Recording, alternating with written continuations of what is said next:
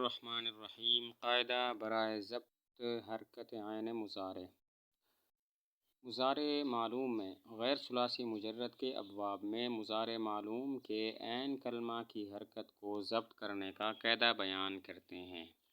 غیر ثلاثی مجرد کے ابواب میں مضارع معلوم کے عین کلمہ کی حرکت کو ضبط کرنے کا قاعدہ بیان کرتے ہیں۔ تو قاعدہ یہ ہے کہ دیکھیں گے ماضی میں فا سے پہلے، فا کلمہ سے پہلے تا ہے یا نہیں ہے۔ اگر ماضی میں فا کلمہ سے پہلے تا ہو تو مضارع کا عین کلمہ مفتوح ہوتا ہے، اور اگر ماضی میں فا کلمہ سے پہلے تا نہ ہو تو مضارع کا عین کلمہ مکسور ہوتا ہے۔ ماضی میں عین کلمہ سے پہلے تا ہو جیسے تفاعل اور جیسے تفاعل یتفاعل، مثال تضارب یتضارب۔ اس میں تضارب میں دیکھیں تو فا کلمہ سے پہلے تا ہے تو مضارع یتضارب بروزن یتفاعل میں عین کلمہ مفتوح ہے، اور ماضی میں فا سے پہلے تا نہ ہو، اس کی مثال جیسے ضارب، اس میں ماضی ہے بروزن فاعل، اس میں فا سے پہلے کوئی تا نہیں ہے تو مضارع یضارب بروزن یفاعل، اس میں عین کلمہ مکسور ہے۔ تو ضابطہ یہ ہوا کہ ماضی میں فا سے پہلے تا ہوگی یا نہیں۔ اگر ماضی میں فا سے پہلے تا ہو تو مضارع کا عین کلمہ مفتوح ہوگا، جیسے تضارب یتضارب، اس میں فا سے پہلے تا ہے، اسی وجہ سے یتضارب بروزن یتفاعل عین کلمہ مفتوح ہے۔ اگر ماضی میں فا سے پہلے تا نہ ہو تو پھر مضارع میں عین کلمہ مکسور ہوگا، اس کی مثال ضارب یضارب، اس میں ضارب بروزن فاعل ماضی ہے، فا سے پہلے کوئی تا نہیں ہے تو یضارب بروزن یفاعل، اس میں دیکھیں عین کلمہ مکسور ہے۔ در رباعی و ملحقات کل ایک سوال کا جواب ہے۔ سوال ہوتا ہے کہ رباعی اور اس کے ملحقات مثلا تفعلل یتفعلل، تجلبب یتجلبب، اس میں ماضی میں فا سے پہلے تا ہے، حالانکہ ان کا عین کلمہ مفتوح نہیں ہے بلکہ ساکن ہے۔ سوال یہ ہے کہ رباعی اور اس کے ملحقات مثلا تجلبب یتجلبب، اس میں فا سے پہلے ماضی میں تا ہے، تو مضارع کا عین کلمہ مفتوح ہونا چاہیے، لیکن وہ عین کلمہ مفتوح نہیں ہے بلکہ ساکن ہے، جیسے یتجلبب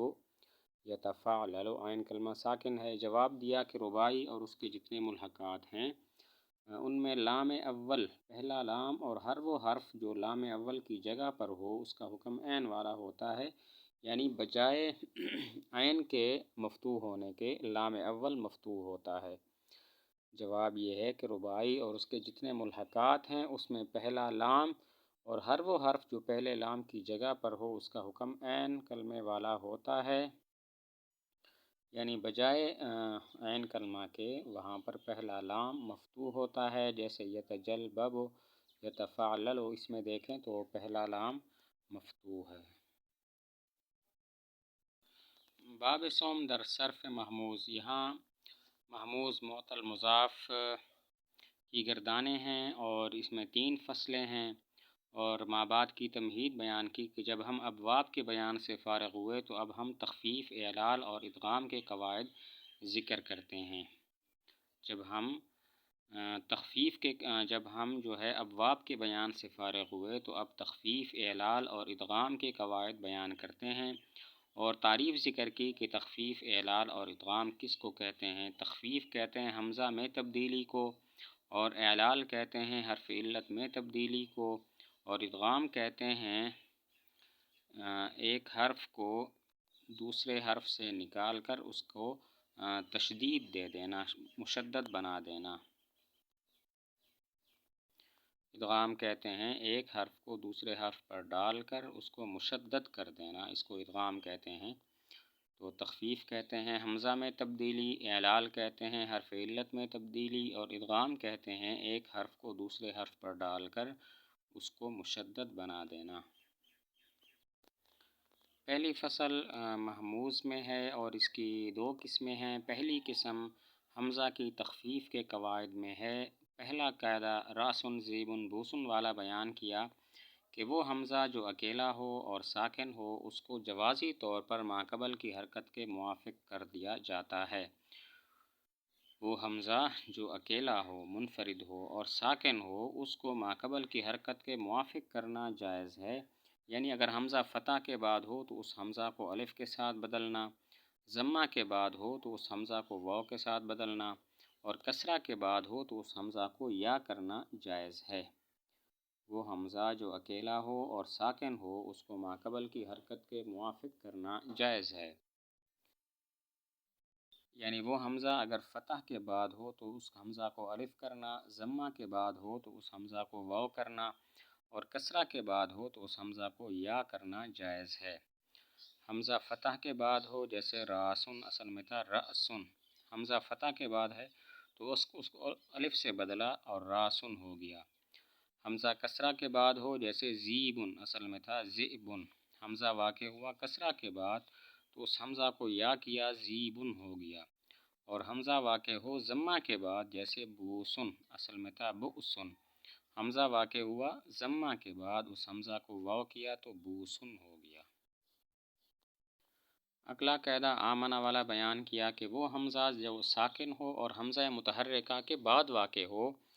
اس کو ماقبل کی حرکت کے موافق کر دینا واجب ہے۔ وہ حمزہ جو ساکن ہو اور حمزہ متحرکہ کے بعد واقع ہو اس کو ماقبل کی حرکت کے موافق کرنا واجب ہے، یعنی حمزہ اگر الف کے بعد ہو تو اس کو الف کرنا، ضمہ کے حمزہ اگر فتح کے بعد ہو تو اس کو الف کرنا، حمزہ اگر ضمہ کے بعد ہو تو اس حمزہ کو واو کرنا، اور حمزہ اگر کسرہ کے بعد ہو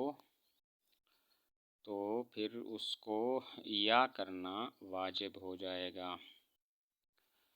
حمزہ فتح کے بعد ہو اور تو اس کی مثال آمنہ،